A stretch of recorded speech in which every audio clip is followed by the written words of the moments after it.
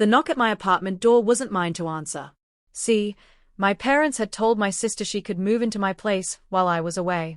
But the person who opened the door wasn't me. And what followed left my entire family humiliated in a way they never saw coming. If you've ever had family disrespect your boundaries or try to walk all over you, smash that like button, subscribe, and settle in. Because this is one of the most jaw-dropping family revenge stories you'll ever hear. The clinking of silverware against porcelain plates was the only sound that filled the room for a while. I sat there at my parents' dining table, chewing slowly, pretending to be interested in the overcooked roast my mom had made. Family dinners had always been a strange performance in our house. My parents playing the role of loving caretakers, my sister playing the princess, and me? I was the afterthought, the extra place setting no one really knew what to do with. But that night, something about the tension in the air made my stomach churn even before the conversation shifted. I noticed the way my dad kept clearing his throat like he was working up to something. My mom's eyes darted from him to my sister, who sat smugly across from me, twirling pasta around her fork as if she already knew a secret I didn't. Anyway, my dad finally said, breaking the silence. He leaned back in his chair, folding his hands like he was about to deliver some grand decree. We've been talking, and it just makes sense. Since you're not really using your apartment much these days, we've decided your sister should move in there. The words hit me like ice water poured down my spine. For a moment, I wasn't sure I'd heard him right. My fork froze halfway to my mouth, my brain scrambling to process. My apartment? The one I worked 2 jobs to afford? The one I bled and sweat to furnish, to make into my sanctuary? My sister's lips curled into a smile that made my blood pressure spike. She didn't even look surprised. No, she looked victorious, like this had been in the works for weeks. Yeah, she chimed in, not missing a beat. It'll be perfect. Closer to campus, and I won't have to deal with that awful dorm anymore. She wrinkled her nose dramatically, as if her dorm was a peasant's shack and my apartment was a palace she deserved. My mom nodded enthusiastically, cutting into her food like nothing was wrong. It just makes sense, honey. You're hardly there these days. Why let it sit empty? Family should help family. Every nerve in my body felt like it was on fire. I wanted to slam my hands on the table and scream, but instead I just sat there, paralyzed, my heart pounding so hard I could feel it in my ears. My sister glanced at me with a look that said, "Don't bother fighting this, you'll lose." I could taste the bitterness on my tongue, sharper than the wine I hadn't even touched. In that moment, I realized, this wasn't a discussion. It wasn't even a request. It was a decision, made without me, handed down like law. And in the pit of my stomach, rage began to coil. My apartment wasn't just 4 walls and a roof. To my family, maybe it looked like a spare key and an address. But to me, it was proof that I could carve out a space in this world without their constant interference. I still remember the first night I moved in. The place was half empty, the carpet smelled faintly of the last tenant's cheap cologne, and the kitchen faucet dripped every 10 seconds. But when I lay down on that squeaky mattress I had dragged up 2 flights of stairs by myself, I smiled so hard my cheeks hurt. That apartment wasn't much, but it was mine. I'd signed the lease with money I earned. Every piece of furniture, every framed picture, every plate in the cupboard, I had chosen, I had carried, I had paid for. It hadn't come easy. During college, I juggled shifts at a coffee shop in the morning and stocked shelves at a grocery store at night.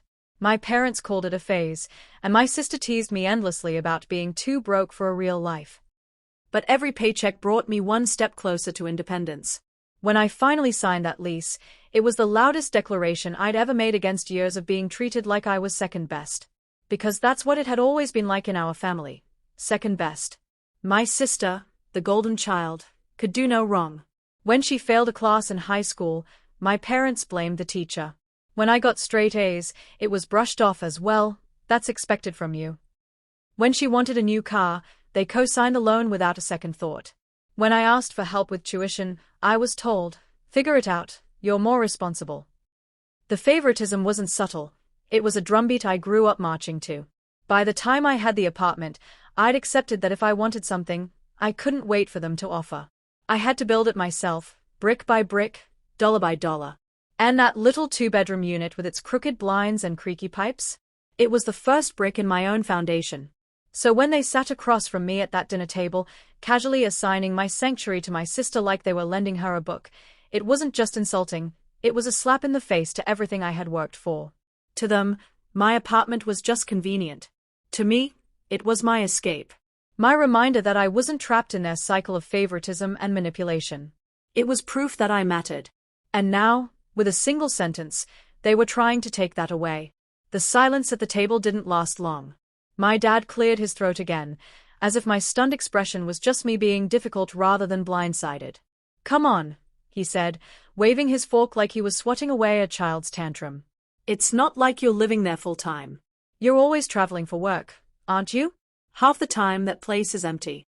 Doesn't it make more sense for someone in the family to use it?" There it was, the justification. A neat little bow tied around the theft of everything I'd built. My mom nodded, her tone syrupy sweet but sharp underneath. "Don't be selfish, honey. Your sister really needs this right now. She's been so stressed at school. Think of it as helping her out." Helping her out. That phrase made my stomach turn. When had anyone ever helped me out? Every time I had struggled, every time I had asked for support, the answer had been no. But now, with a flick of their words, my blood, sweat, and rent money were supposed to become a hand-me-down for my sister's convenience. My sister leaned back in her chair, eyes gleaming, like she had already won. "Yeah," she added casually, "I already have some ideas for decorating. I'll probably repaint the bedroom, maybe get rid of that ugly couch of yours." Her laughter rang out, sharp and cruel, and my parents chuckled along with her like this was all some harmless joke. My hands curled into fists under the table, nails digging into my palms. My voice came out tight, controlled only by sheer willpower. "It's not empty. It's mine." The table went quiet for half a beat. Then my mom sighed, like she was the one suffering. "We're not saying it's not yours, but why let it go to waste? Your sister needs stability. You don't understand because you've always been so independent. We thought you'd see the bigger picture." The bigger picture. Another way of saying, your feelings don't matter. When I didn't immediately nod in agreement, my dad's tone hardened. "Don't make this difficult. Family should support each other." Support. Right. I felt like laughing, but my throat was too tight. Instead, I just stared at my sister as she pulled out her phone and, right in front of me, started texting someone. "I'll tell Emily I can host study nights now. This is going to be amazing," she murmured. Not if, not maybe. She was already planning her new life in my apartment like it was a done deal. And in that moment, as my parents looked at me with thinly veiled disappointment and my sister smirked over her phone, I realized something chilling. They weren't asking me for permission. They were telling me what was going to happen. And if I didn't push back, I'd lose everything I'd worked for. That night, after the dinner ended in a haze of forced smiles and passive-aggressive comments, I drove back to my apartment with my chest so tight it felt like a vice. I could still hear their voices echoing in my head, my mom's condescending "don't be selfish," my dad's commanding "don't make this difficult," my sister's smug little laugh as she talked about repainting my walls. I unlocked my door and stepped inside, flipping on the light. The familiar smell of my cinnamon candle, the faint hum of the fridge, the couch I'd spent months saving up for, they all wrapped around me like armor. This was my space. My sanctuary. And yet, for the first time, I looked around and felt invaded. Their fingerprints were everywhere now, not physically but in intention, like a looming shadow of their control. I sank onto the couch, elbows on my knees, and tried to breathe. My hands wouldn't stop trembling. Anger buzzed under my skin like static, so strong it bordered on nausea. It wasn't just about the apartment anymore. It was about every single time they'd made me feel small. Every birthday where my sister's gift was bigger and better. Every holiday where her accomplishments were paraded while mine were shrugged off. Every time they told me I'd be fine on my own as an excuse not to lift a finger. And now they wanted to strip away the one thing I had built, the one thing that screamed I wasn't under their thumb anymore. My phone buzzed on the coffee table. A text from my sister. "Sis, hey, I'll probably move my stuff in next weekend. Don't forget to clear out the second bedroom. I'll make it cute, don't worry winking face." I stared at the message until the words blurred. My jaw clenched so hard it hurt. She wasn't just taking the apartment, she was mocking me with it, reveling in her victory before it was even official. For a split second, I wanted to call her. To scream until my throat was raw, to demand respect that I knew I'd never get. But something stopped me. A cooler voice, buried under the anger, whispering, "Screaming won't change anything. They don't care about your words. You've tried that before. It's time to show them." And in that moment, The trembling in my hands stopped. The nausea gave way to something sharper. My mind, once clouded by rage, felt like glass, clear, cutting, and dangerous. They thought they could take what was mine because they'd always been able to. They thought I would roll over, because I always had. Not this time. For the first time in years, I felt a calmness spread through me. Not the peace of giving up, but the steady calm of someone who knows exactly what they're about to do. If they wanted to assign my apartment to my sister, fine. I'd let them. But they were going to regret it. The next morning, I woke up with a strange calmness in my chest, the kind that only comes when you've already made a decision. I poured myself a cup of coffee, sat by the window, and let the steam fog up my glasses as I scrolled through my phone. My sister's text was still there, smug and presumptuous. Don't forget to clear out the second bedroom. I almost laughed. She really believed she'd won. But here's the thing about being underestimated your whole life. You learn to play along. You learn to smile, nod, and let them think they're in control, until the moment you're not. That afternoon, I started making quiet moves. Nothing dramatic, nothing that would tip them off. First, I called a friend of mine, Marcus, someone I trusted, someone who owed me a favor. He'd been looking for a short-term place to stay after breaking up with his girlfriend, and my apartment was perfect. When I told him my idea, there was a pause on the line. Then he laughed so hard I had to hold the phone away from my ear. "You're evil," he said, still chuckling. "But I love it. When do I move in?" "By the weekend," I replied, a slow grin spreading across my face. The plan was simple: let my family walk headfirst into their own arrogance. They'd show up at my apartment, bags in hand, ready to claim what wasn't theirs. But instead of me waiting at the door, it would be Marcus. A complete stranger. Someone who had every right to look at them like intruders. The more I thought about it, the more delicious the idea became. I pictured my sister's smug smile collapsing into confusion, my mom's self-righteous tone faltering, my dad's face turning red with anger when he realized the narrative wasn't in his control anymore. 4 days. I played my part perfectly. At dinner on Thursday, when my mom reminded me, "Don't forget to give your sister the spare key," I just nodded, pretending to be distracted by my phone. My dad patted me on the back and said, "Good to see you cooperating." My sister smirked, her eyes glittering with triumph. Inside, I was screaming with laughter. Friday night, I handed Marcus the keys. We went over the timing. They'd said Saturday around 6 p.m. He'd already moved his stuff in earlier that day. By the time my family arrived, the apartment would look fully lived in, but not by me. As I locked the door behind us, Marcus clapped me on the shoulder. "This is going to be legendary." And I believed him. Because this wasn't just about an apartment anymore. This was about years of being dismissed, overlooked, and pushed aside. This was about showing them, once and for all, that I wasn't their doormat. For the first time in my life, I wasn't dreading the weekend. I was counting the hours. Saturday evening crept in slowly, like the world itself knew what was about to happen. I sat at a coffee shop a block away from my apartment, stirring a cup of tea I didn't really want. My phone buzzed with updates from Marcus, who had already settled into the role of new tenant. Everything was in place. At 5:57 p.m., my sister texted me, "Sis, we're on our way. Have you cleared the second bedroom?" I didn't respond. I just set the phone face down on the table and let the suspense build. By 6:04, they were there. I knew because Marcus texted, "They're at the door." My heart thumped in my chest, not with fear, but with anticipation. I could almost hear my mom's sharp knock, the way she always banged instead of tapping politely. Marcus opened the door. From what he told me later, and from the way I imagined it, the scene was priceless. My sister stood there first, a suitcase by her side, grinning like a queen about to enter her palace. My parents flanked her, all puffed up with self-importance. But when the door swung open, instead of me, they were met with a tall stranger in sweatpants and a hoodie, holding a cup of coffee like he'd been living there for weeks. Can I help you?" Marcus asked, his brow furrowing in mock confusion. The silence stretched. My sister blinked rapidly, her confidence cracking. This is my brother's apartment," she stammered, her voice rising an octave. Marcus shook his head. "Nope. This is my place now. Just moved in yesterday." He leaned against the door frame, casual as ever. "You must be at the wrong unit." I would pay good money to have seen their faces in that moment. My mom's mouth hanging open, my dad's jaw tightening, my sister's triumphant smile collapsing into panic. There must be some mistake, my mom insisted, trying to peer past him into the living room. This is our son's apartment. He agreed our daughter could move in. Marcus didn't budge. No mistake. The leaseholder gave me the keys. This is mine now. My dad's voice turned hard, almost a bark. Where is he? And that was my cue.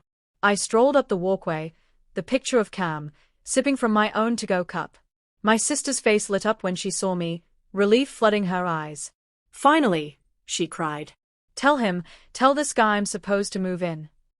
I stopped a few feet away, let the silence hang, then smiled. A cold, steady smile. Oh, didn't I tell you? Since you said I wasn't really using it, I decided to let someone else have it. Figured that's what you wanted. The color drained from her face. My mom gasped. My dad's cheeks flushed a furious red. And me? For the first time in years, I felt untouchable. The silence that followed my words was almost beautiful. It hung in the air like the final note of a song, sharp and undeniable. My sister's jaw opened and closed like a fish gasping for air. My mom blinked rapidly, her lips pressed so tightly together I thought they might disappear. My dad, though, he looked like he was ready to explode. What do you mean you let someone else have it? He thundered, his voice carrying down the hallway of the apartment building. I took a slow sip of my coffee, savoring it the way one savors a dessert after a good meal. Exactly what it sounds like, I said evenly. You told me I wasn't really using it, that it would be better if someone else did. So, I listened. I let someone else move in. Marcus, bless him, leaned casually against the doorframe, clearly enjoying the show. And I signed the rental agreement, he added smoothly, holding up the spare key I'd given him. This is my place now. So, unless you're here to deliver a pizza, I think you should probably leave. My sister let out a strangled laugh, the kind people make when they are trying to deny reality. This isn't funny. You can't just give away your apartment. It was supposed to be mine. Her voice cracked on that last word, and she stamped her foot like a child denied candy. I tilted my head, feigning sympathy. Funny, I don't remember agreeing to that. In fact, I remember being told it wasn't really mine anymore. So I thought I'd do everyone a favor and make sure it wasn't wasted. My mom's face flushed, and she took a step toward me, lowering her voice to a hiss. How dare you humiliate us like this? In front of a stranger. Humiliate you? I let out a sharp laugh, one that tasted like years of swallowed anger finally spilling free. You humiliated me when you sat at that dinner table and decided, without even asking me, that my hard work, my independence, didn't matter. You thought you could assign my life like it was yours to hand out. Tonight? This isn't humiliation. This is accountability. My dad's fists clenched at his sides, his nostrils flaring. You're selfish. You've always been selfish. That nearly made me laugh out loud. Me? Selfish? After a lifetime of being told to figure it out while every resource, every ounce of support, was funneled into my sister? The hypocrisy was staggering. My sister's eyes brimmed with tears now, her earlier smugness completely shattered. But I told all my friends I was moving in here. I made plans. Guess you'll have to unmake them, Marcus said with a shrug, clearly relishing every second of her meltdown. I folded my arms, meeting her gaze. That's the thing, sis. You've spent your whole life assuming you can just take what you want, because mom and dad will make it happen. Not this time. This was mine. And I decided what to do with it. The hallway had gone quiet, a few neighbors peeking out from their doors, curious about the scene. I noticed my dad stiffen when he realized we had an audience. My mom's face crumpled with embarrassment, her voice dropping to a harsh whisper. We'll talk about this later. At home. But I wasn't done. Not yet. No, let's talk about it now, I said, my voice steady, sharp. Let's make it clear. My apartment is not up for grabs. My life is not yours to manage.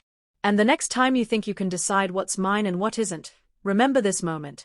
Remember how it felt to show up and realize you had no power here. For once in my life, they were speechless. Truly, utterly speechless. My mom's lips quivered.